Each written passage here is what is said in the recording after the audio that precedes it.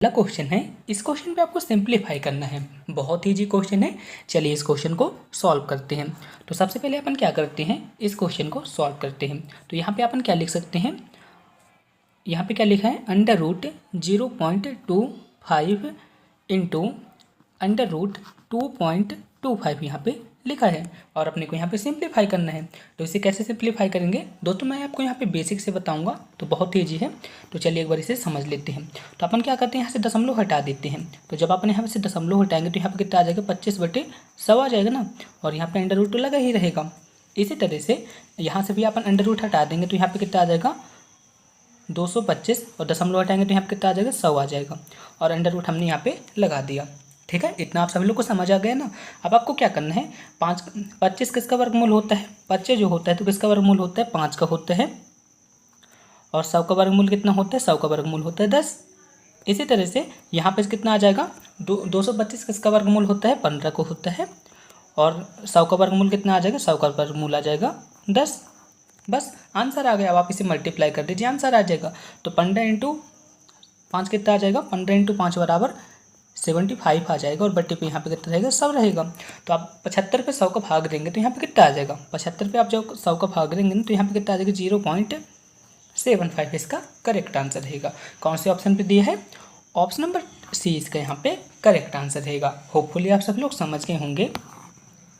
अब next question है जो कि बहुत ईजी क्वेश्चन है। इस क्वेश्चन पे क्या बोला है, 3 उम्मीदवारों ने चुनाव लड़ लिए और 1136, 7636 और 11628 वोट क्रमशः प्राप्त किए।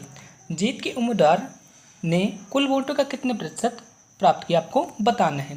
तो यहाँ पे बताया गया है कि 3 व्यक्ति चुनाव लड़े हैं, जिसपे पहले को 1136, दूसरे को 7636 और तीसरे को 11628 वोट मिली है।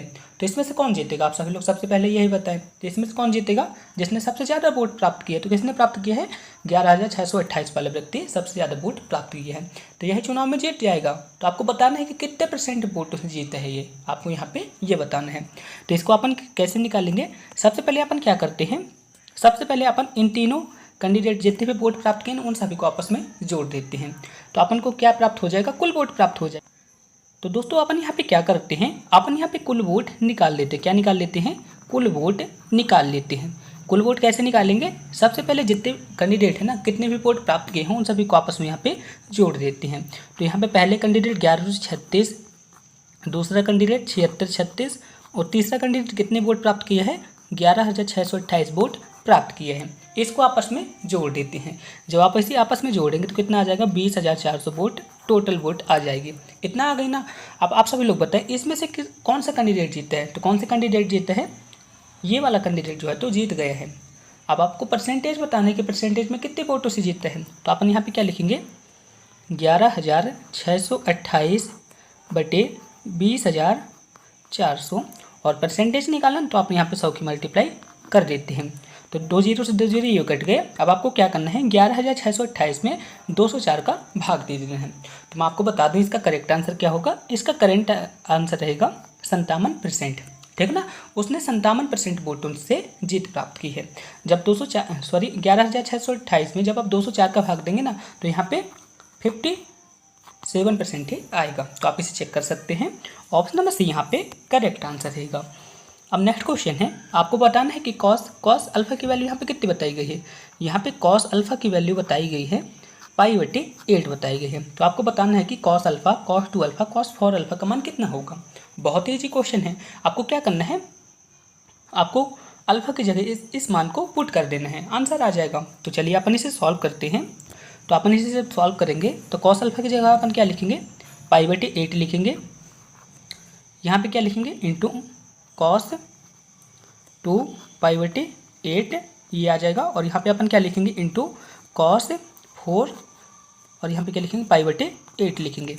अब दोस्तों आपको क्या करना है, आपको इसे सॉल्व कर देना है। लेकिन दोस्तों आप सभी लोग देख पा रहे होंगे, यदि अपन इसे काट देते हैं, जब आप इसे काटेंगे 4 × 4 और यहाँ पे कितना 4 दूनी 8 आ जाएगा। तो यहाँ पे कैसा क्वेश्चन बन रहा है, और यहाँ पे कितना चाहिए 4 आ जाएगा। तो यहाँ पे आ जाएगा π/8, ठीक है, कॉस π/8 आ जाएगा। यहाँ पे कितना आ जाएगा, कॉस π/4, और यहाँ पे आ जाएगा कॉस π/2।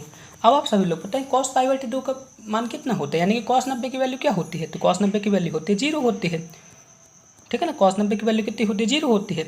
अब जब 0 में इसका मल्टीप्लाई होगा, इसका मल्टीप्लाई होगा, तो ये भी 0 हो जाएगा। तो ऑप्शन नंबर कौन सा करेक्ट आंसर रहेगा इसका, ऑप्शन नंबर ए यहाँ पे इसका करेक्ट आंसर रहेगा। दोस्तों अब नेक्स्ट क्वेश्चन है, इस क्वेश्चन पे आपसे पूछा है कि एक मीनार की चोटी का इसके आधार से 20 मीटर पर दूर एक बिंदु है, ठीक है। उन्नयन कोण 45 अंश है, मीनार की ऊंचाई क्या होगी आपको ज्ञात करना है। तो चलिए इस क्वेश्चन को भी सॉल्व करते हैं। तो बहुत ईजी क्वेश्चन है, आप सब लोग ध्यान से समझिएगा। एक मीनार की चोटी है का इसके आधार से 20 मीटर दूर एक बिंदु से उन्नयन कोण कितना है 45 अंश है। तो मीनार की ऊंचाई अपने को ज्ञात करना है। जैसे कि हमने एक मीनार बना दी है, ये अपनी एक मीनार है, ठीक है ना। मीनार के आधार से यानी कि इसके आधार से 20 मीटर दूर क्या है, एक बिंदु है। 20 मीटर दूर क्या है, एक बिंदु है। इस बिंदु को हमने मान लिया ये है, ठीक है ना। इस बिंदु को हमने मान लिया ए। यहाँ से लेके यहाँ तक का उन्नयन कोण कितना है, यहाँ से लेके यहाँ तक उन्नयन कोण है 45 अंश। अब दोस्तों मैं आपको बता दूं, जब भी 45 अंश की बात आती है ना, जब भी 45 अंश की बात आती है तो 45 अंश के सामने वाला कोण एक होता है और यहाँ पे भी एक आ जाता है, ठीक है। यहाँ पे एक रहेगा। एक बार मैं आपको फिर से बता देता हूँ, जब यहाँ पे 45 वाली बात आती है ना, 45 वाली बात आती है तो 45 डिग्री के सामने वाला एक आ जाएगा और यहाँ पे भी एक आ जाएगा। यानी कि जब भी 45 अंश आता है तो वहाँ पे लंब भी एक रहता है और आधार भी वहाँ पे एक रहता है। लेकिन क्वेश्चन पे दोस्तों आधार की वैल्यू एक न दी गई, कितनी दी गई है, 20 मीटर दी गई है। यानी कि यहाँ से कितना गुना ज़्यादा है, यहाँ से 20 मीटर ज़्यादा है।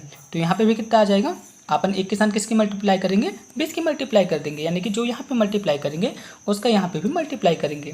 तो कौन सा ऑप्शन यहाँ पे करेक्ट रहेगा, यानी कि मीनार की ऊंचाई आ जाएगी 20 मीटर। आप सभी लोग समझ गए होंगे, ऑप्शन नंबर बी यहाँ पे करेक्ट आंसर रहेगा।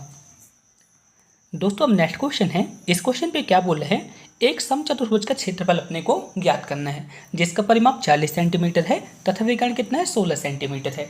तो चलिए इस क्वेश्चन को भी सॉल्व कर देते हैं। सबसे पहले अपन क्या करते हैं, एक चित्र को ड्रा कर लेते हैं। जैसे मैंने यहाँ पे एक चित्र बना लिया, ये इसका विकर्ण हो गया जिसकी लंबाई कितनी है 16 सेंटीमीटर है, ठीक है ना। आप इसे चेक कर लीजिएगा, यहाँ पे 16 सेंटीमीटर मैंने लिख दिया। विकर्ण की लंबाई कितनी है, यहाँ पे 16 सेंटीमीटर इस विकर्ण की लंबाई है, ठीक है। इस विकर्ण की लंबाई कितनी है 16 सेंटीमीटर यहाँ पे बताई गई है। तो यहाँ से यहाँ कितनी हो जाएगी, यहाँ से यहाँ भी 8 हो जाएगी और यहाँ से यहाँ भी 8 हो जाएगी। इतना आप सभी लोग समझ रहे हैं ना। ये विकर्ण जो है तो 16 सेंटीमीटर का एक विकर्ण है, लेकिन दोस्तों यहाँ पे एक दूसरे विकर्ण एक दूसरे क्या करते हैं, एक दूसरे प्रतिच्छेद करते हैं। तो आधा विकर्ण यहाँ तक कितना हो जाएगा 8 सेंटीमीटर का हो जाएगा और यहाँ से यहाँ तक कितना विकर्ण हो जाएगा 8 सेंटीमीटर का हो जाएगा। तो इतना आप सब लोग समझ गए ना। अब क्वेश्चन पे क्या बोला है, इसका परिमाप कितना है, इसका परिमाप कितना है 40 सेंटीमीटर है। और समचतुर्भुज का परिमाप क्या होता है, समचतुर्भुज का परिमाप होता है 4a, यानी कि 4 इंटू भुजा ही होता है। तो a की वैल्यू कितनी आ जाएगी, a की वैल्यू आ जाएगी 10 आ जाएगी, ठीक है ना। a की वैल्यू कितनी आ जाएगी 10 आ जाएगी। तो अपन यहाँ पे क्या कर देते हैं, ये जो भुजा है ये वाली, ये वाली, ये वाली और ये वाली, इन सभी भुजा की लंबाई कितनी आ जाएगी 10 आ जाएगी, ठीक है। इतना तो आप सभी लोग समझ ही गए होंगे। अब दोस्तों आप सभी लोग देख सकते हैं यहाँ पे 8 लिखा है और यहाँ पे 10 लिखा है, ठीक है। अब अपन बात करते हैं छोटे से त्रिभुज की, ये, ठीक है ना। यहाँ पे क्या क्या लिखा है आप सब लोग ध्यान से समझिएगा। यहाँ पे 10 लिखा है दोस्तों, यहाँ पे 8 लिखा है और ये कैसा चतुर्भुज है, ये समकोण चतुर्भुज है, ठीक है ना। तो यहाँ पे अपन पाइथागोरस से प्रमेय लगा देंगे तो यहाँ पे कितना आ जाएगा 6 आ जाएगा, ठीक है ना। जब आप यहाँ पे पाइथागोरस प्रमेय लगाएंगे तो यहाँ पे 6 आ जाएगा, 6 आ जाएगा ना।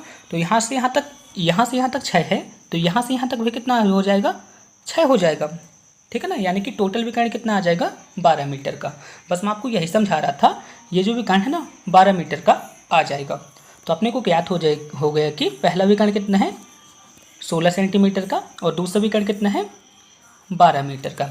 इतना आप सब लोग को समझ आ गया ना। और समचतुर्भुज का क्षेत्रफल क्या होता है, समचतुर्भुज का क्षेत्रफल होता है पहला विकर्ण इंटू दूसरा विकर्ण। क्या होता है, पहला विकर्ण इंटू दूसरा विकर्ण होता है। पहला विकर्ण यहाँ पे कितना है, पहला विकर्ण यहाँ पे बताया गया है 16 और दूसरा विकर्ण कितना बताया गया है 12 बताया गया है। तो बस आप इसे सॉल्व कर दीजिए, आंसर आ जाएगा। तो अपन 16 पे जब 2 का भाग देंगे तो कितना आ जाएगा 8 आ जाएगा और 12 में अपन 8 का गुणा करा देंगे तो कितना आ जाएगा 12 में जब अपन 8 का गुणा कराएंगे ना तो 96 इसका करेक्ट आंसर कहलाएगा। ऑप्शन नंबर बी यहाँ पे करेक्ट आंसर रहेगा। होपफुली आप सभी लोग समझ गए होंगे। यदि आपको ज़रा सा भी डाउट है ना तो आप मुझसे कमेंट बॉक्स में पूछ सकते हैं या फिर आप मेरे से व्हाट्सएप पे पूछ सकते हैं। यहाँ पे थोड़ा सा जगह की साइटेज हो जाती है, जिसकी वजह से मैं आपको यहाँ पे क्लियरली और भी नहीं बता पाता हूँ। चलिए अब हम नेक्स्ट क्वेश्चन की ओर चलते हैं। नेक्स्ट क्वेश्चन है 4 अंकों की वह छोटी से छोटी संख्या ज्ञात कीजिए जिसे 10, 15 और 20 से भाग देने पर कुछ शेष न बचे। बहुत ही इजी क्वेश्चन है, तो चलिए इस क्वेश्चन को भी सॉल्व कर लेते हैं। यहाँ पे संख्या क्या है? संख्या है 10, 15 और 20 बताई गई है। संख्या क्या बताई गई है? 10, 15, 20 बताई गई है। अब आप सभी लोग मुझे बताएं, यहाँ पे अपन 10, 15 और 20 का एलसीएम लेंगे तो कितना आएगा? तो कितना आ जाएगा? इसका एलसीएम आ जाएगा, इन सभी का एलसीएम कितना आ जाएगा? 60 आ जाएगा। यहाँ पे अपन क्या ले लिए हैं? एलसीएम ले लिए हैं। अब आप सब लोग मुझे बताएं 4 अंकों की सबसे छोटी संख्या कौन सी होती है? सबसे छोटी संख्या क्या होती है 4 अंकों की? तो कौन सी होती है? 1000 होती है। अब आपको क्या करना है? इस 1000 पे 60 का भाग देते चल रहे हैं, ठीक है ना। इस 1000 पे आपको 60 का भाग देते चल रहे हैं। तो जब आप इसे 60 का भाग देंगे एक बार पे तो यहाँ पे कितना जाएगा? 60 कम 60 आ जाएगा। और यहाँ पे कितना बचेगा? यहाँ पे बचेगा 40। अब आप सब लोग मुझे बताएं दोस्तों, यहाँ पे 40 पे क्या जोड़े ये 60 से पूरी तरह से डिवाइड हो जाए। आपको बताना है कि इस 40 पे आपको क्या जोड़ना पड़ेगा कि 60 से डिवाइड हो जाएगा। तो आप सब लोग के मन में क्वेश्चन आ रहा होगा कि इसमें यदि अपन 20 जोड़ देते हैं तो 60 से पूरी तरह डिवाइड हो जाएगा। तो यहाँ पे किसकी कमी नज़र आ रही है? 20 की कमी नज़र आ रही है। किसकी कमी दोस्तों नज़र आ रही है? 20 की कमी नज़र आ रही है। तो आपको क्या करना है? इस छोटी संख्या पे ना आपको क्या करना है? 20 को ऐड कर देना है, ठीक है ना। तो यहाँ पे कितना आ जाएगा? 1020 आ जाएगा। इतना आप सभी लोग समझ गए ना दोस्तों। बस यही सिंपली इस क्वेश्चन पे करना है। आपको यहाँ पे थोड़ा सा डाउट आ रहा होगा तो मैं आपको बता दूं, जैसे यहाँ पे 40 बचे ना तो अपन 40 पे क्या जोड़े कि वो पूरी तरह से 60 हो जाए, यानी कि पूरी तरह से 60 से डिवाइड हो जाए। तो आप बोलोगे कि इस पे 20 जोड़ दीजिए आप, तो पूरी तरह से डिवाइड हो जाएगा, ठीक है। तो आपको क्या करना है? यहाँ पे जो आप जोड़ेंगे ना, या फिर आपको क्या करना है? 60 और 40 का आपको अंतर ले लेना है। 60 माइनस 40, 60 माइनस 40 आप करेंगे तो कितना आ जाएगा? 20 आ जाएगा। और इस 20 को यहाँ पे ऐड कर देंगे। बस इतना तक आपको करना है, आपका आंसर आ जाएगा। तो चलिए दोस्तों अब नेक्स्ट क्वेश्चन की ओर चलते हैं, लेकिन इसका राइट आंसर क्या रहेगा? Option number C. दोस्तों नेक्स्ट क्वेश्चन है, इस क्वेश्चन पे आपको आई का वर्गमूल ज्ञात करना है। तो चलिए दोस्तों इस क्वेश्चन को सॉल्व करते हैं। बहुत ही ईजी क्वेश्चन है और आपके एग्जाम पे पूछा जा सकता है। तो सबसे पहले अपन दोस्तों क्या करेंगे? आई स्क्वायर बराबर क्या होता है? तो आप सभी लोग को पता है कि आई स्क्वायर बराबर क्या होता है? -1 होता है। आप सभी लोग जानते भी हैं, ठीक है। तो आपको दोस्तों क्या करना है? आपको आई का वर्गमूल निकालना है। क्या करना है? आई का आपको वर्गमूल ज्ञात करना है। आपको क्या करना है? आई का वर्गमूल आपको ज्ञात करना है, ठीक है ना दोस्तों। तो आपको क्या करना पड़ेगा? आप सभी लोग जानते होंगे कि आई बराबर क्या होता है। तो आई बराबर होता है a प्लस आई भी होता है। तो आपको इसका क्या करना है? आपको इसका वर्गमूल निकालना है, यही करना है ना। तो आपको क्या करना है दोस्तों? आपको इसको दोनों पक्षों का वर्ग कर देना है। तो जब आप इसे दोनों पक्षों पे वर्ग करेंगे तो यहाँ तरफ क्या आ जाएगा? यहाँ तरफ आई आ जाएगा, यहाँ पर आ जाएगा a square plus I square B, और यहाँ पर कितना आ जाएगा? 2ab आई आ जाएगा, ठीक है ना। यहाँ पे कितना आ जाएगा? 2ab आई आ जाएगा। इतना आप सब लोग समझ गए ना। आई बराबर क्या होता है? आई बराबर होता है a प्लस आई भी होता है। आप सब लोग पढ़े भी होंगे a बराबर क्या होता है? a प्लस आई भी होता है, ठीक है ना। इसका अपन वर्गमूल निकालेंगे तो आप सब लोग यहाँ पे देखेंगे √i लिखा है और यहाँ पे लिखा a प्लस आई भी लिखा है। तो अपन क्या करेंगे? दोनों पक्षों में इसका वर्ग कर देंगे। अब दोस्तों आपको क्या करना है? आप सब लोग को यह पता होगा कि आई स्क्वायर बराबर क्या होता है? आई स्क्वायर बराबर होता है -1। या फिर आपको नहीं पता ना तो आपको यहाँ पे भी देख सकते हैं। यहाँ पे जब आई स्क्वायर करेंगे तो यहाँ पे -1 आएगा। तो इतना आप सभी लोग को पता चल गया ना आई स्क्वायर बराबर क्या होता है? -1 होता है। तो बस आई स्क्वायर की जगह -1 आपको यहाँ पे पुट करना है। तो यहाँ पे आ जाएगा दोस्तों, यहाँ पे आ जाएगा आई बराबर a square minus B square plus 2ab I. अब दोस्तों आपको क्या करना पड़ेगा?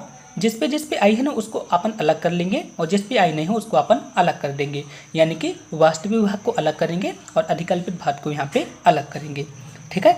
तो यहाँ पे कितना आ जाएगा दोस्तों? यहाँ पे आ जाएगा a square minus B square बराबर 0, और यहाँ पे आ जाएगा दोस्तों 2ab आई बराबर आई आ जाएगा। तो जब आप इसे काटेंगे तो यहाँ पे कितना आ जाएगा? यहाँ पे आ जाएगा 1 आ जाएगा, ठीक है ना। यानी कि 2ab बराबर 1 आ गया। इतना आप सब लोग को समझ आ गया ना। अब आपको क्या करना पड़ेगा, अपन यहाँ से ए की वैल्यू को फाइंड करते हैं, तो ए की वैल्यू को जब अपन फाइंड करेंगे तो यहाँ पे कितना आ जाएगा, 2a आ जाएगा।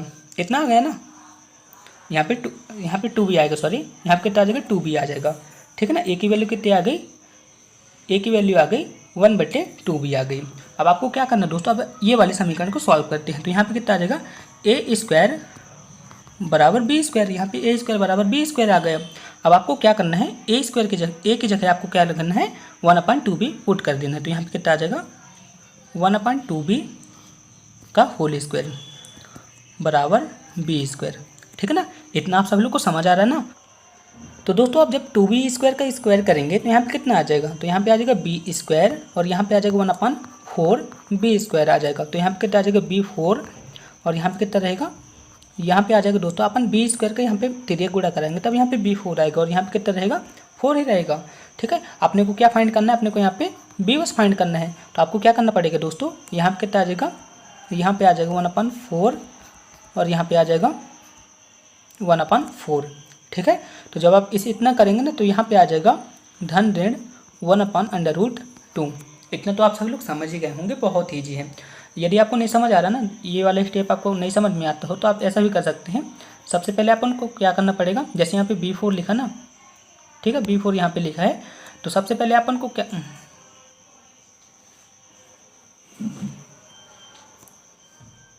अब दोस्तों आपको क्या करना पड़ेगा, इसी तरह से a की वैल्यू को फाइंड करना पड़ेगा। तो इसी तरह से आप a की वैल्यू को फाइंड करेंगे, जैसे मैंने वहाँ पे a की वैल्यू को फाइंड किया था, अब आपको b करना पड़ेगा। उसी तरह से आप b का पक्षांतर वहाँ पे कर देंगे, तो उसकी जगह a की जगह आपको b का वैल्यू अब लिखना पड़ेगा।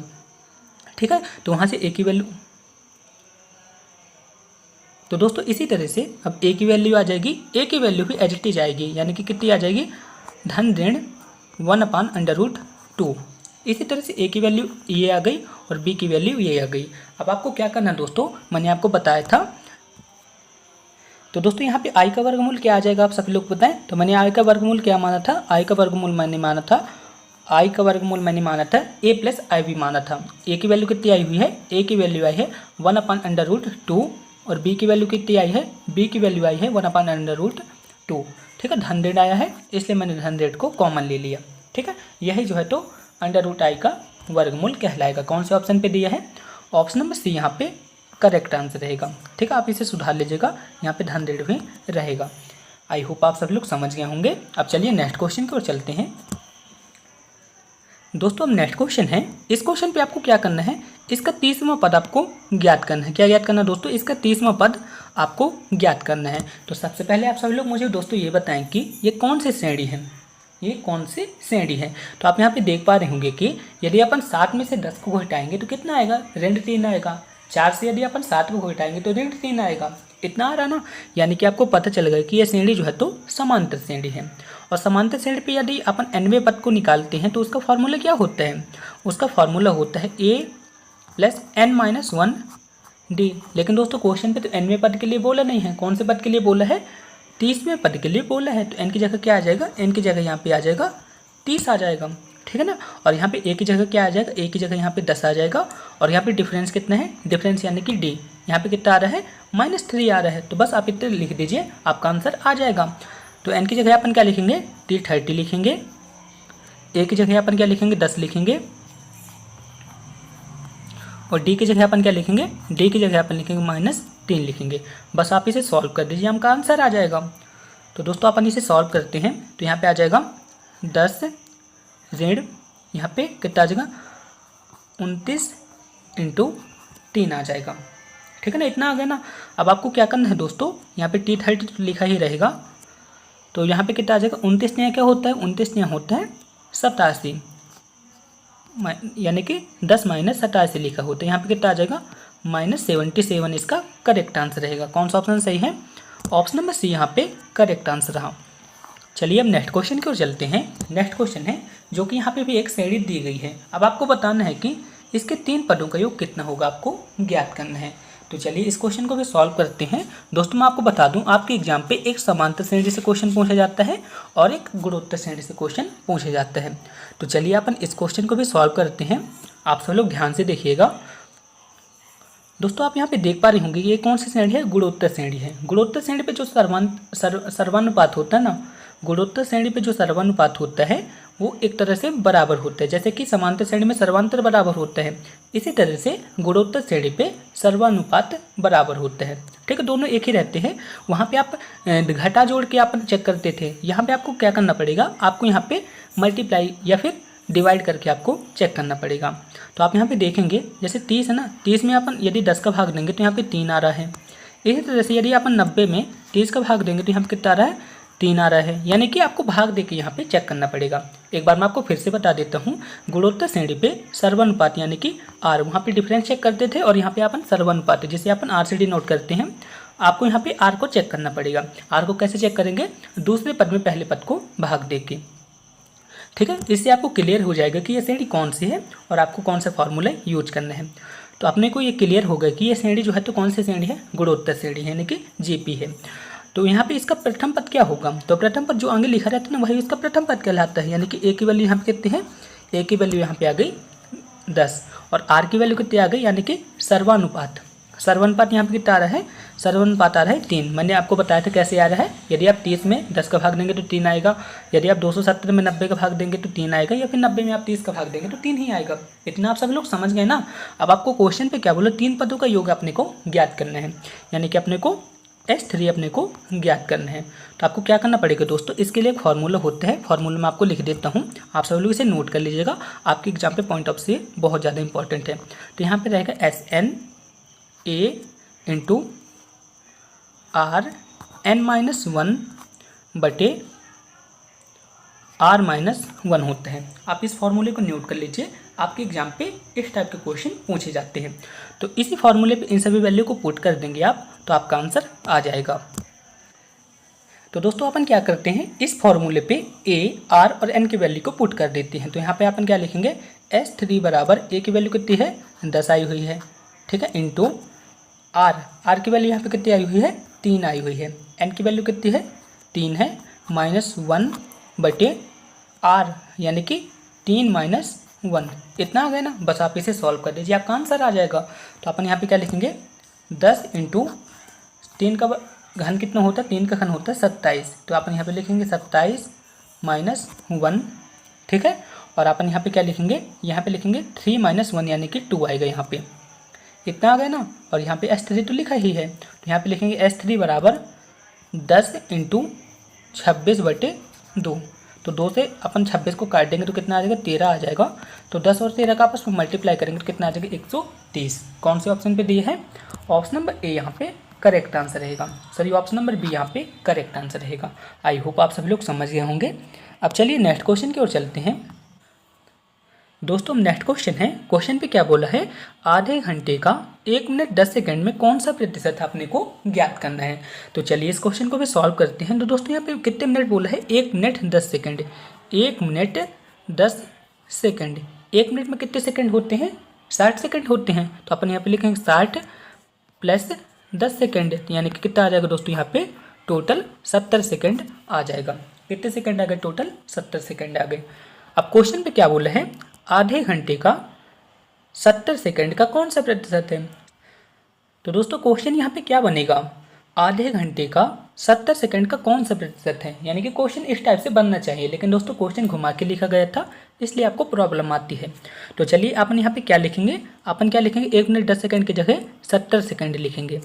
आधे घंटे का बोला ना, आधे घंटे में कितने मिनट होते हैं, 30 मिनट होते हैं। लेकिन दोस्तों अपन इसको क्या करेंगे, सेकंड में कन्वर्ट करेंगे। सेकंड में कन्वर्ट करने के लिए अपन क्या करेंगे, 60 का मल्टीप्लाई कर देंगे। और यहाँ पे अपने को क्या निकालना है, परसेंटेज निकालना है। तो परसेंटेज के लिए अपन क्या करते हैं, 100 की मल्टीप्लाई कर देते हैं, ठीक है ना, इतना आ गया ना। अब आप इसे सॉल्व कर दीजिए, तो 2 जीरो से 2 जीरो ये कट गए। अब दोस्तों यहाँ पे क्या बचेगा, यहाँ पे बचेगा 7 और यहाँ पे बचेगा 3 × 6 यानी कि 7/18 बचेगा। क्या बचेगा, 7/18 यहाँ पे बचेगा। कितना बचेगा, 7/18। तो जब आप 7/18 का भाग देंगे तो कौन सा ऑप्शन यहाँ पे करेक्ट रहेगा, यहाँ पे ऑप्शन नंबर बी यहाँ पे करेक्ट रहेगा। यानी कि जब आप 7/18 का भाग देंगे तो आ जाएगा 3.89% यहाँ पे करेक्ट आंसर रहेगा। आई होप आप सभी लोग समझ गए होंगे। दोस्तों अब नेक्स्ट क्वेश्चन है, नेक्स्ट क्वेश्चन पे क्या आपको ज्ञात करना है, लंबवत दूरी ज्ञात करना है। यहाँ पे बिंदु क्या बताए गए हैं, -32 से रेखा 3x प्लस 4y माइनस 16। दोस्तों यहाँ पे इक्वेशन क्या रहेगी, रेखा की इक्वेशन रहेगी 3x प्लस 4y बराबर माइनस 16। यहाँ पे लिखा हुआ है, गलती से यहाँ पे मिसप्रिंट हो गया है, यहाँ पे माइनस 16 रहेगा। क्या रहेगा, 3x प्लस 4y बराबर माइनस 16। तो अपन यहाँ पे क्या करेंगे, इसका पक्षांतर कर देंगे। तो जब आप इसका पक्षांतर करेंगे ना तो इस तरह से आ जाएगा 3x प्लस 4y प्लस 16 आ जाएगा। ठीक है ना, यहाँ पे माइनस लिखा है और यहाँ पे भी माइनस लिखा हुआ है, इसलिए अपन यहाँ पे पक्षांतर करें ना तो प्लस 16 पे यहाँ पे आ गया। ठीक है ना, इतना आप सब लोग समझ गए ना। अब अपने को क्या ज्ञात करना है, इसकी लंबवत दूरी ज्ञात करना है।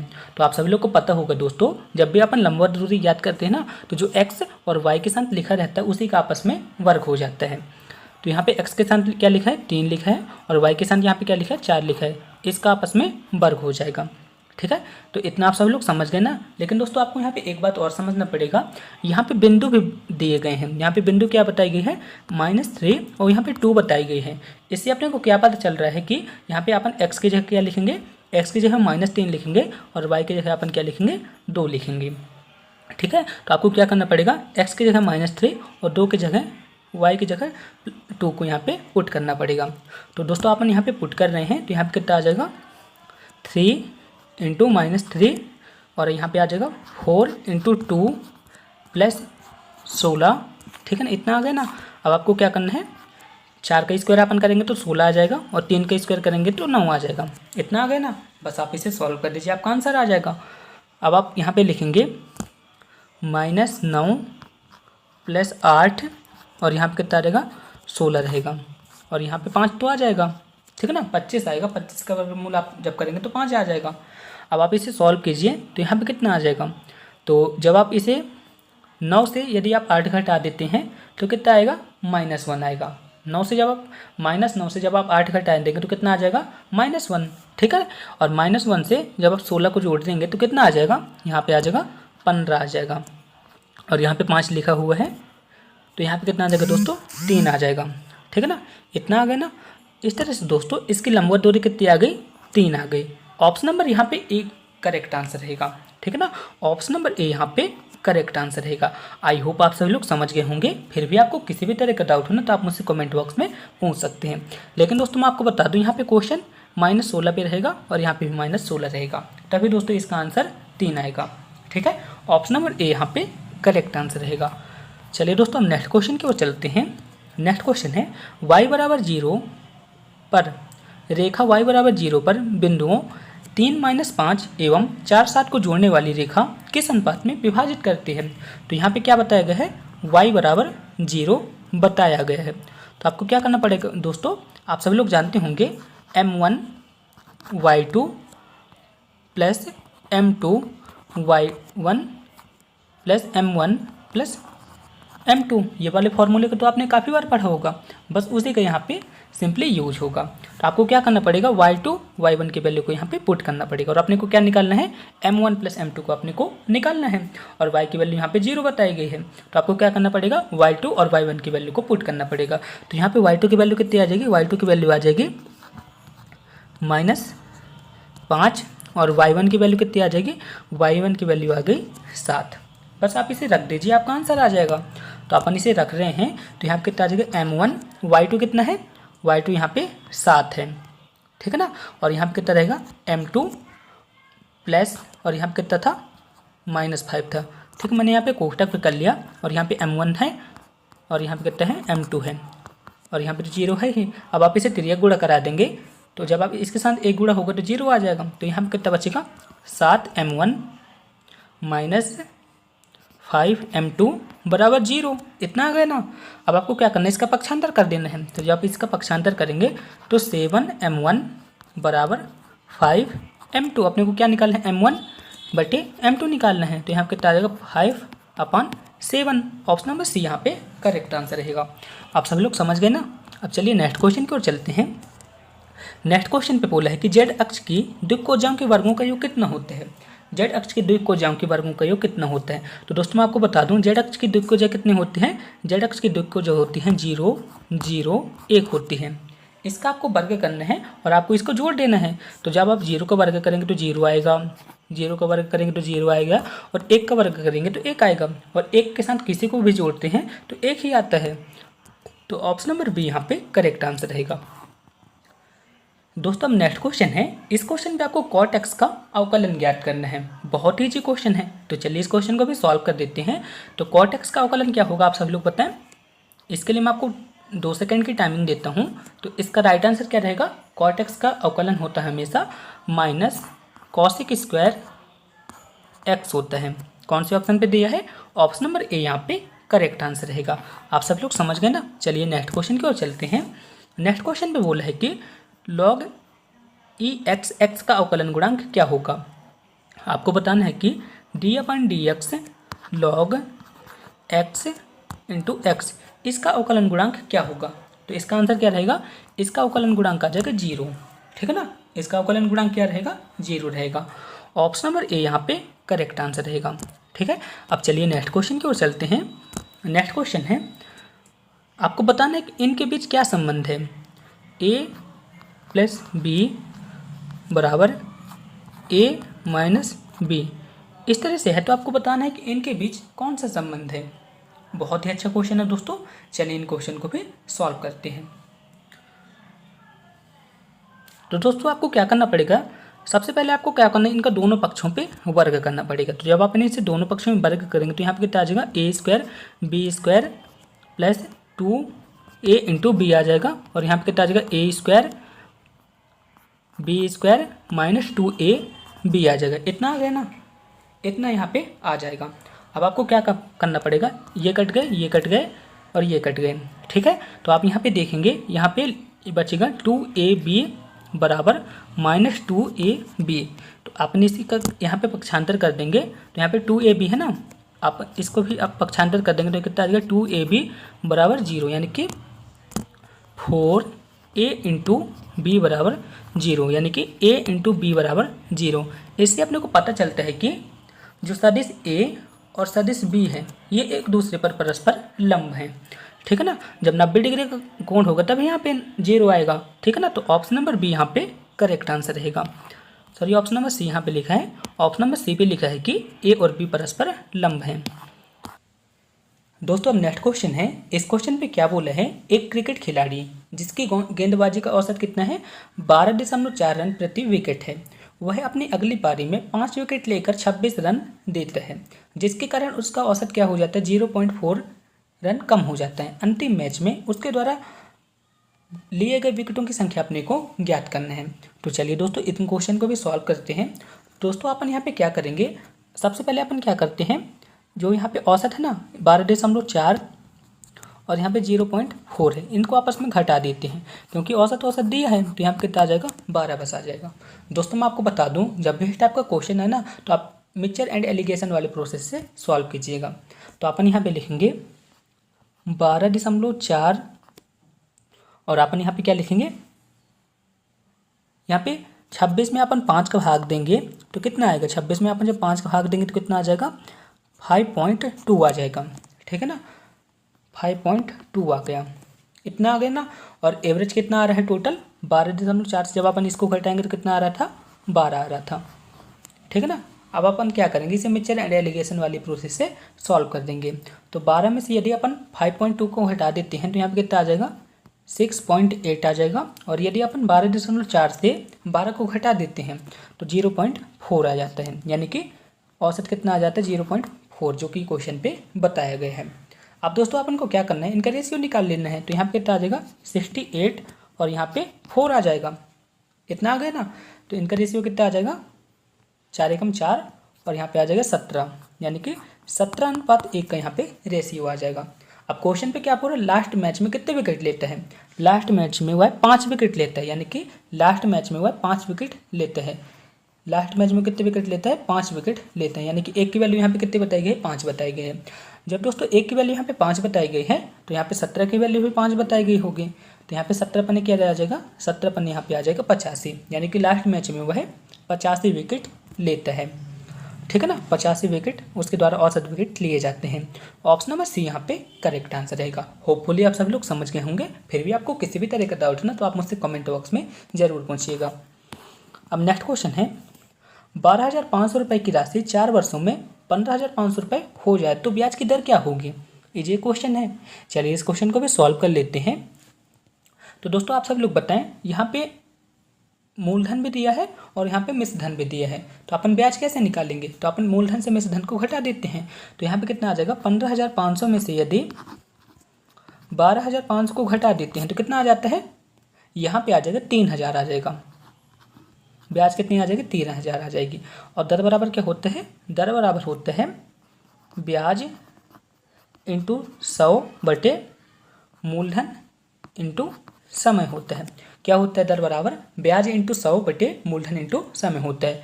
ब्याज कितने आ गए हैं, 3,000 आ गए हैं, इंटू अपन 100 करेंगे।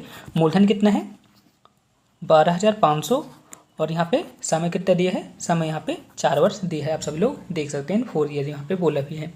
अब आपको क्या करना है, इसे सॉल्व कर देना है। तो यहाँ पे 2 जीरो से 2 जीरो ये कट गए। अपन इसको काटेंगे तो यहाँ पे 25 आ जाएगा। 25 से कम 25 और 25 पंचे 125, 5 कम 5, 5 छक्का 30। इस तरह से दोस्तों यहाँ पे ब्याज कितनी आ गई, यहाँ पे ब्याज की दर आ गई 6%। ठीक है ना, ऑप्शन नंबर ए यहाँ पे करेक्ट आंसर रहेगा। अब चलिए नेक्स्ट क्वेश्चन की ओर चलते हैं। नेक्स्ट क्वेश्चन है, आपको बताना है कि दी गई श्रृंखला का अगला पद क्या होगा। बहुत ही अच्छा क्वेश्चन है दोस्तों। तो चलिए इस क्वेश्चन को भी सॉल्व करते हैं। तो दोस्तों आप यहाँ पे देख पा रहे होंगे, यहाँ पे लिखा है 9, 19, 39, 79 और यहाँ पे लिखा है 159 लिखा हुआ है। तो आप यहाँ पे देख पा रहे होंगे, यदि अपन 9 पे 10 को जोड़ देते हैं तो कितना आ जाता है, 19 आ जाता है। ठीक है, यदि अपन 19 में प्लस 20 को जोड़ देते हैं तो कितना आ जाता है, 39 आ जाता है। इसी तरह से दोस्तों 79 लाने के लिए अपन 39 में क्या जोड़ना पड़ेगा, 40 को जोड़ना पड़ेगा। यानी कि ये जो संख्या लिख देते हैं इनका दुगुना होता चलता है। इसी तरह से यदि अपन 40 का दुगुना करेंगे तो 80 आ जाएगा। ठीक है ना, 80 पे यदि अपन 79 को जोड़ेंगे तो कितना आ जाएगा, 159 आ जाएगा। अब अपन क्या करेंगे, 80 का दुगुना क्या होता है, 80 का दुगुना होगा 160। इस 160 को 159 में ऐड कर लेंगे। ठीक है ना, अपन क्या करेंगे, 160 में 159 को जोड़ देंगे तो बस इसका आंसर आ जाएगा। यहाँ पे कितना आ जाएगा, 9 और यहाँ पे आ जाएगा 1 और यहाँ पे आ जाएगा 319। कौन से ऑप्शन पे दिया है, ऑप्शन नंबर सी यहाँ पे करेक्ट आंसर रहेगा। अब चलिए नेक्स्ट क्वेश्चन की ओर चलते हैं, जिसे आप सभी लोग को ध्यान से समझना पड़ेगा। दोस्तों अब नेक्स्ट क्वेश्चन है, इस क्वेश्चन पे क्या बोला है, 2 आदमी अथवा 3 औरतें अथवा 4 लड़के किसी काम को 20 दिन पे समाप्त करते हैं। यानी कि 2 मैन किसी काम को 20 दिन पे समाप्त करते हैं, या फिर 3 वुमेन किसी काम को कितने दिन में समाप्त करते हैं, 20 दिन पे समाप्त करते हैं। यहाँ पे मल्टीप्लाई का चिन्ह है, आप सब लोग याद रखिएगा। और या फिर 4 लड़के किसी काम को कितने दिन में समाप्त करते हैं, 20 दिन पे समाप्त करते हैं। तो दोस्तों आप यहाँ पे देख पा रहे होंगे, यहाँ पे 20, 20 और 20 ये तीनों पे कॉमन है, इसलिए अपन क्या करते हैं, इसे काट देते हैं। तो दोस्तों यहाँ पे कितना आ जाएगा, 2 मैन बराबर 3 वुमेन बराबर 4 बॉयस आएगा। इतना आ गया ना। अब आपको क्या करना है, 2, 3 और 4 क्या करना है, 2, 3 और 4 इनका आपको एलसीएम ले लेना है। क्या करना है, एलसीएम ले लेना है। तो जब आप इनका एलसीएम लेंगे तो कितना आ जाएगा, 12 आ जाएगा। ठीक है ना, 12 आ गया ना। अब आपको क्या करना है, इस 12 को तीनों से डिवाइड कर देना है। यानी कि 2 मैन बराबर 12/2 वुमेन, सॉरी यहाँ पे 3 वुमेन थे और यहाँ पे अपन लिखेंगे 12/4 बॉयज़। इस तरह से अपन लिख दिए ना। तो यहाँ पे कितना आ जाएगा, यहाँ पे आ जाएगा 6, यहाँ पे आ जाएगा 4 और यहाँ पे कितना आ जाएगा 3। यानी कि 6m बराबर 4m बराबर यहाँ पे कितना आया था दोस्तों, यहाँ पे आया था 3 बॉयज़। इतना आ गया ना दोस्तों। आई होप आप सभी लोग को क्लियर हो गया होगा। इससे अपने को पता चल गया कि, ये मैं आपको यहाँ पे फिर से लिख देता हूँ। इससे आपको क्या पता चल गया कि यहाँ पे 6 मैन है, वुमेन कितनी है, 4 वुमेन है और यहाँ पे 3 बॉयज़ हैं। इतना आप सभी लोग को पता चल गया ना। लेकिन दोस्तों इससे अपने को काम नहीं चलेगा। अपने को क्या यहाँ पे निकालना पड़ेगा, अपने को यहाँ पे टोटल वर्क निकालना पड़ेगा। क्या निकालना पड़ेगा, टोटल वर्क अपने को निकालना पड़ेगा। तो टोटल वर्क अपन कैसे निकालेंगे, ठीक है ना, टोटल वर्क अपन कैसे निकालेंगे आप सब लोग मुझे बताएं। तो टोटल वर्क अपन ऐसे निकालेंगे, जैसे मैंने आपको बताया था 2 आदमी किसी काम को कितने दिन में करते हैं? 20 दिन में करते हैं। या फिर 3 औरतें किसी काम को 20 दिन में करती हैं। या फिर 4 लड़के किसी काम को कितने दिन में करते हैं? 20 दिन में करते हैं। तो आपको क्या करना है, एम की जगह आपको 6 रखना पड़ेगा, या फिर डब्ल्यू की जगह आपको 4 रखना पड़ेगा, या फिर बी की जगह आपको 3 रखना पड़ेगा किसी एक में। तो अपन क्या करते हैं, अपन इसको बस ले लेते हैं। क्योंकि दोस्तों अपन किसी में भी किसी एक की वैल्यू को पुट करेंगे ना, वही आंसर आएगा। जैसे यहाँ पे अपन एम की वैल्यू को पुट कर देते हैं, तो यहाँ पे कितना आ जाएगा? 6 दूनी 12, और यहाँ पे टोटल वर्क आ जाएगा 240। इसी तरह से दोस्तों यदि आप डब्ल्यू के लिए पुट करते हैं, यानी कि यहाँ पे डब्ल्यू की जगह आप 4 पुट करेंगे, तो भी इसके यहाँ आंसर 240 आएगा, यानी कि कार्य यहाँ पे समान आ जाएगा। तो यहाँ पे टोटल वर्क कितना आ जाएगा? टोटल वर्क यहाँ पे आ जाएगा दोस्तों, यहाँ पे टोटल वर्क आ जाएगा। अपन किसको ले रहे हैं? अपन यहाँ पे ले रहे हैं 2 मैन इंटू 20। इतना रखना। एम की जगह अपन क्या लिखेंगे? एम की जगह अपन लिखेंगे 6 इंटू 20। तो 6 दूनी 12, और 12 में 20 अपन का गुणा करेंगे तो कितना आ जाएगा? 240। यानी कि टोटल वर्क कितना आ गया? टोटल वर्क यहाँ पे आ गया 240। ठीक ना, टोटल वर्क यहाँ पे कितना आ गया? टोटल वर्क यहाँ पे आ गया 240। अब क्वेश्चन पे क्या बोला है, इस 240 काम को 3 मैन 3 वुमेन कितने दिन में इस काम को पूरा करेंगी, अपने को ये ज्ञात करना है। ठीक है, मैन की जगह आपको क्या लिखना पड़ेगा? मैन की जगह आपको 6 लिखना पड़ेगा, और वुमेन की जगह आपको क्या लिखना पड़ेगा? मैंने आपको बताया था, वुमेन की जगह आपको 4 लिखना पड़ेगा। तो यहाँ पर कितना आ जाएगा? 18 + 12 बराबर कितना आ जाएगा? 30 आ जाएगा। ठीक है ना, यानी कि 3 आदमी और 3 औरतें 240 काम को कितने दिन में पूरा करेंगे? तो 3 औरतें और 3 आदमी, यानी कि ये दोनों मिला के 30 काम करते हैं। तो 240 काम को कितने दिन में पूरा करेंगे? आपको इसको भाग देना है 240 पे। तो यहाँ कितना आ जाएगा? 8 दिन पे। यानी कि उस टोटल काम को 3 औरतें और 3 आदमी मिलकर 8 दिन पे समाप्त करेंगे। ऑप्शन नंबर ए इसका राइट आंसर रहेगा। दोस्तों मैंने इसको आपको काफ़ी मेहनत से समझाया है, होपफुली आप सभी लोग समझ गए होंगे। फिर भी आपको किसी भी तरह का डाउट है ना, आप मेरे को टेलीग्राम पे, व्हाट्सएप पे मैसेज करके पूछ सकते हैं, मैं आपका रिप्लाई ज़रूर दूंगा। वैसे मैं आपको सबका रिप्लाई देता हूँ, ठीक है, तो आप मुझसे कमेंट बॉक्स में भी पूछ सकते हैं। दोस्तों फिजिक्स के क्वेश्चन आ चुके हैं, तो चलिए फिजिक्स के क्वेश्चन को भी सॉल्व करते हैं। तो फिजिक्स का पहला क्वेश्चन है 21। इस क्वेश्चन पे बोला है कि अर्धचालक बनाने के लिए किस प्रकार के बंधों का उपयोग किया जाता है। तो आप सभी लोग बताएं इसका करेक्ट आंसर क्या होगा। तो दोस्तों मैं आपको बता दूं, जो अर्धचालक होते हैं ना, इसको बनाने के लिए संयोजक बंधों का उपयोग किया जाता है। ऑप्शन नंबर सी यहाँ पे करेक्ट आंसर रहेगा। अब नेक्स्ट क्वेश्चन है, एक्सरे किरणों के संबंध में कौन सा कथन सही नहीं है। तो आपको बताना है कि एक्सरे किरणों के संबंध में कौन सा कथन गलत है। यहाँ पे सिंपल वे पे पूछा है। तो आप सभी लोग को पता होगा कि एक्सरे किरणें प्रकाश की गति से चलती हैं, ये सही है। ये परिवर्तित व अपवर्तित दोनों हो सकते हैं, ये भी सही है। ये फोटोग्राफी प्लेट को प्रभावित करती है, ये भी सही है। लेकिन दोस्तों मैं आपको बता दूं, इनकी भेदन क्षमता सर्वाधिक होती है। लेकिन क्वेश्चन पे क्या बोला है, इनकी भेदन क्षमता कम होती है। तो ये यहाँ पे गलत रहेगा। लेकिन आंसर के हिसाब से ऑप्शन नंबर ए यहाँ पे करेक्ट आंसर रहेगा। चलिए नेक्स्ट क्वेश्चन की ओर चलते हैं।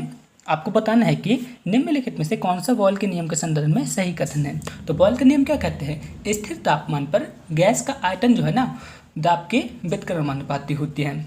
क्या बोलता है बॉयल का नियम? बॉयल का नियम कहता है स्थिर तापमान पर गैस का आयतन दाब के व्युत्क्रमानुपाती होता है।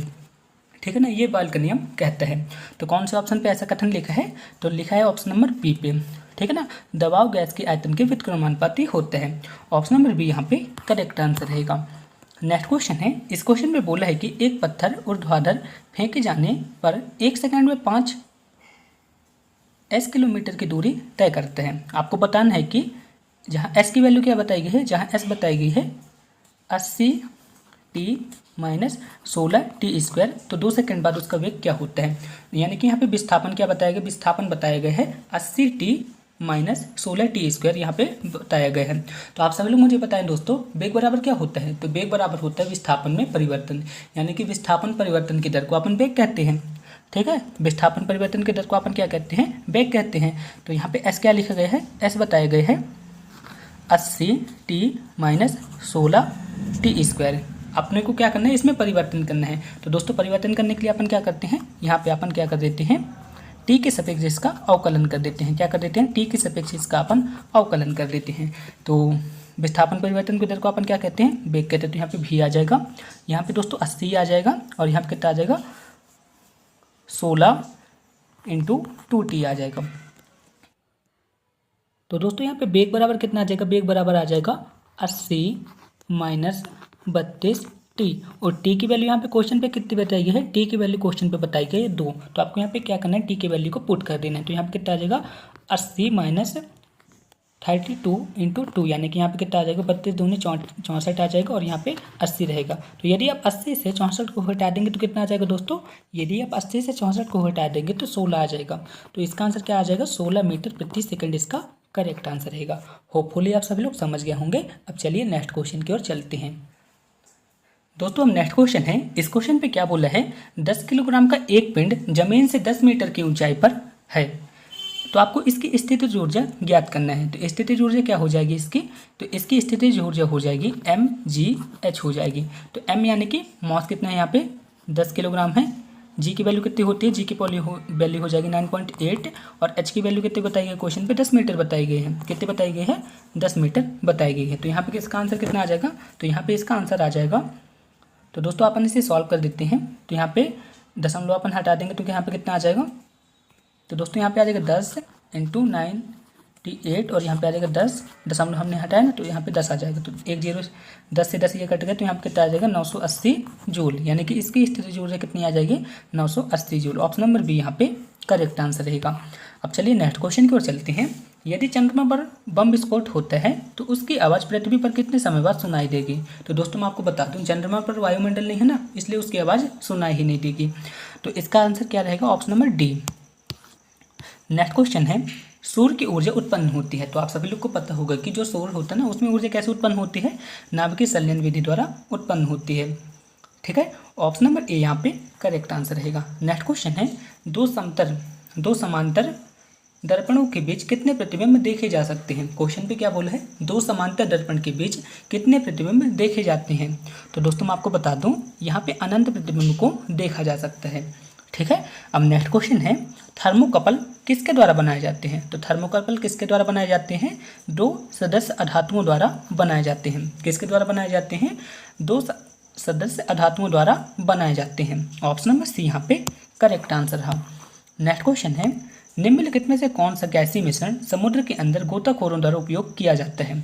तो जो गोताखोर होते हैं किसको उपयोग करते हैं, ऑक्सीजन को उपयोग करते हैं और हीलियम को उपयोग करते हैं। तो ऑप्शन नंबर ए यहाँ पे करेक्ट आंसर रहेगा। नेक्स्ट क्वेश्चन है, जर्मन सिल्वर में निम्नलिखित में से कौन सी धातु नहीं पाई जाती है।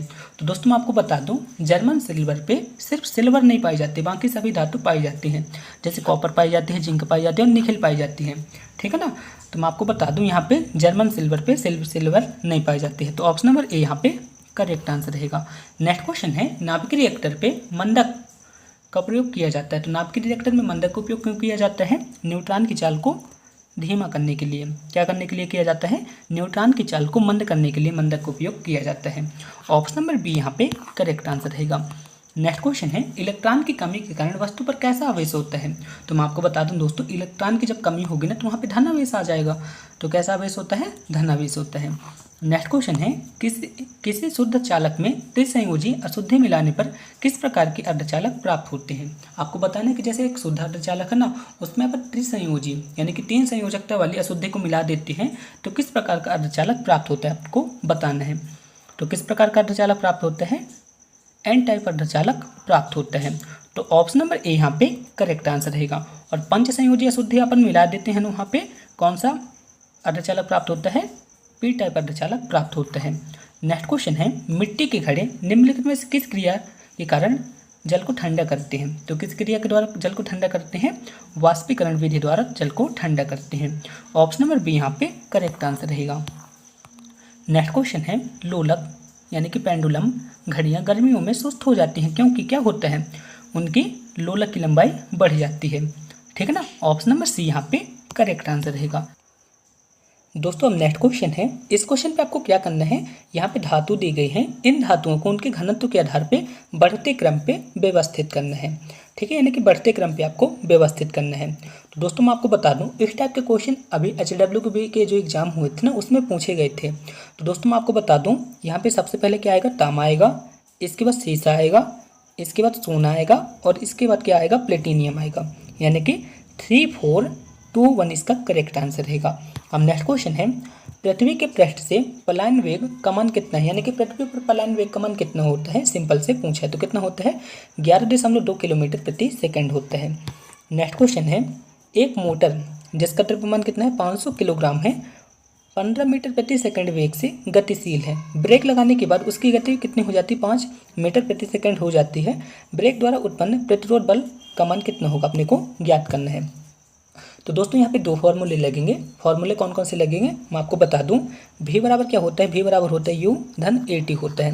तो यहाँ से अपने को क्या याद करना पड़ेगा, यहाँ से अपने को a की वैल्यू को फाइंड करना पड़ेगा, ठीक है ना, क्योंकि दोस्तों यहाँ पे टाइम भी दिया गया है और यहाँ पे प्रारंभिक वेग भी दिया गया है और अंतिम वेग भी दिया गया है। यानी कि अपने को यहाँ से क्या पता करना पड़ेगा, त्वरण को बस पता करना पड़ेगा। तो यहाँ पे कितना आ जाएगा, इसे अपन व्यवस्थित करेंगे तो यहाँ पे आ जाएगा v माइनस यू, ठीक है ना। यहाँ पे v यहाँ पे लिखा है, u को अपन पक्षांतर कर देंगे v माइनस यू और यहाँ पे कितना आ जाएगा t आ जाएगा। अब यहाँ पे अंतिम वेग कितना है 15 किलोमीटर प्रति सेकंड, प्रारंभिक वेग कितना था 5 था और यहाँ पे समय कितना बताया गया है, समय बताया गया है 5 सेकंड। तो यहाँ पे कितना आ जाएगा 5 आ जाएगा। तो अब जब आप इसे सॉल्व करेंगे तो कितना आ जाएगा 10/5। तो 10 में यदि अपन 5 का भाग देंगे तो कितना आ जाएगा 2 आ जाएगा, यानी कि a की वैल्यू कितनी आ गई 2, a की वैल्यू कितनी आ गई 2 आ गई। अब क्वेश्चन पे क्या बोला, प्रतिरोध बल, बल बराबर क्या होता है F बराबर ma होता है। F बराबर क्या होता है ma होता है। m की वैल्यू क्वेश्चन पे कितने बताई गई है 500 बताई गई है और a की वैल्यू कितनी अभी हमने ज्ञात की है 2 ज्ञात की है। तो यहाँ पे F बराबर क्या आ जाएगा, F बराबर यहाँ पे आ जाएगा 1000 न्यूटन। कौन से ऑप्शन पे है, ऑप्शन नंबर बी यहाँ पे करेक्ट आंसर रहेगा। नेक्स्ट क्वेश्चन है, कौन सी धातु अपने ही ऑक्साइड से रक्षित होती है। तो कौन सी धातु अपनी ही ऑक्साइड से रक्षित होती है, एल्यूमिनियम। ऑप्शन नंबर डी यहाँ पे करेक्ट आंसर रहेगा। नेक्स्ट क्वेश्चन है, कुएं की लाल दवा के नाम से कौन सी दवा प्रयुक्त की जाती है। तो कौन सी दवा प्रयुक्त की जाती है, KMnO4 दवा प्रयुक्त की जाती है। आपको याद रखना है कि जो कुएं की लाल दवा यदि अपने बोलचाल पे प्रयुक्त करते हैं उस दवा को अपन क्या बोलते हैं, KMnO4 क्या बोलते हैं, पोटेशियम परमैंगनेट अपन उसे बोलते हैं, ठीक है ना। इसे अपन कुएं की दवा के नाम से भी जानते हैं। नेक्स्ट क्वेश्चन है दोस्तों, अब केमिस्ट्री के क्वेश्चन चल रहे हैं तो आप सब लोग को ध्यान से समझना है। नेक्स्ट क्वेश्चन है, निम्न में से कौन सा अणु अनुचुंबकीय है। आपको बताना है कि निम्नलिखित में से कौन सा अणु अनुचुंबकीय है। तो कौन सा अणु अनुचुंबकीय है, ऑक्सीजन का अणु जो है तो अनुचुंबकीय है, ठीक है ना। ऑप्शन नंबर सी यहाँ पे करेक्ट आंसर रहेगा। नेक्स्ट क्वेश्चन है, ऑक्सीकरण क्रिया में क्या होता है। ऑक्सीकरण क्रिया में क्या होता है, तो दोस्तों मैं आपको बता दूं, ऑक्सीकरण क्रिया में इलेक्ट्रॉन का त्याग होता है। क्या होता है, ऑक्सीकरण अभिक्रिया में इलेक्ट्रॉन का त्याग होता है। दोस्तों मैं आपको बता दूं, NPCIL रावतबाटा साइट में जो एग्जाम हुआ था 2019 पे, उसमें ये वाला क्वेश्चन पूछा गया था। तो एग्जाम पे पूछा जा सकता है, ऑक्सीकरण अवस्था में क्या होता है, इलेक्ट्रॉन का त्याग होता है। नेक्स्ट क्वेश्चन है, इस क्वेश्चन पे आपको IUPAC नाम ज्ञात करना है। तो दोस्तों मैं आपको बता दूं, इसका IUPAC नाम रहेगा प्रोपेन 1,2,3 ट्राइयोल रहेगा, ठीक है ना। ऑप्शन नंबर बी इसका करेक्ट आंसर रहेगा। दोस्तों मैं आपको बता दूं, इसे व्यवहारिक भाषा पे ग्लिसरॉल भी कहते हैं, लेकिन दोस्तों यहाँ पे क्या बोला है, IUPAC नाम बोला है। तो इसका राइट आंसर क्या रहेगा, प्रोपेन 1,2,3 ट्राइयल इसका करेक्ट आंसर रहेगा। नेक्स्ट क्वेश्चन है, प्रदूषित जल में ऑक्सीजन किस रूप में व्यक्त की जाती है। आपको बताना है कि जो प्रदूषित जल होता है उसमें ऑक्सीजन किस रूप में व्यक्त की जाती है। तो किस रूप में व्यक्त की जाती है, BOD के फॉर्म पे व्यक्त की जाती है, यानी कि बायोलॉजिकल ऑक्सीजन डिमांड के रूप में व्यक्त की जाती है। ऑप्शन नंबर ए यहाँ पे करेक्ट आंसर रहेगा। नेक्स्ट क्वेश्चन है, निम्न में से कौन सा बहुलक अज्वलनशील है। आपको बताना है कि निम्नलिखित में से कौन सा बहुलक अज्वलनशील है। तो कौन सा बहुलक अज्वलनशील है, नियोप्रिन जो है तो अज्वलनशील है। ऑप्शन नंबर ए यहाँ पे करेक्ट आंसर रहेगा। नेक्स्ट क्वेश्चन है, पके हुए अंगूरों में क्या होता है। आपको बताना है कि पके हुए अंगूरों में क्या होता है। दोस्तों मैं आपको बता दूं, पके हुए अंगूरों पे ग्लूकोज होता है। ऑप्शन नंबर डी यहाँ पे करेक्ट आंसर रहेगा। नेक्स्ट क्वेश्चन है, आदर्श गैस की ऊर्जा किस पर निर्भर करती है। आपको बताना है कि जो आदर्श गैस की ऊर्जा होती है किस पर निर्भर करती है। तो किस पर निर्भर करती है, मोलों की संख्या पर निर्भर करती है। नेक्स्ट क्वेश्चन है, शुद्ध जल का pH मान कितना होता है।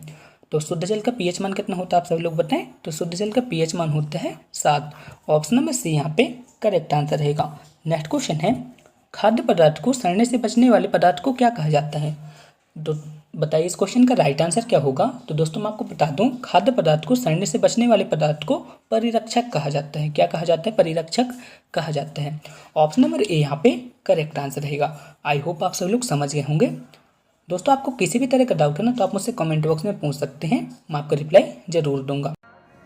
दोस्तों यदि आप NPCIL कैगा साइट या फिर काकरापारा साइट पे प्लांट ऑपरेटर एग्जाम की तैयारी कर रहे हैं तो मैंने आपके लिए एक कंप्लीट कोर्स बना के रखा है, जहां पे दोस्तों मैं आपको इंपॉर्टेंस नोट, 10 प्रिलिमिनरी टेस्ट के क्वेश्चन पेपर, साथ ही साथ मैं आपको 25 एडवांस टेस्ट के क्वेश्चन प्रदान करने वाला हूँ, जहां से दोस्तों आपके एग्जाम पे डायरेक्ट क्वेश्चन पूछे जाते हैं। साथ ही साथ मैं आपको ये बता दूं, आपके जो PYQ होते हैं ना, PYQ भी आपको यहाँ पे मिलने वाला है। साथ ही मैं आपको ये बता दूं, आपका जो 11-12 वाले सिलेबस होते हैं ना, उसके माइंड मैप्स भी मैंने यहाँ पे बनाए हैं, तो आप यहाँ पे देख सकते हैं दोस्तों, सारी चीजें आपको यहाँ पे मिल जाएंगे।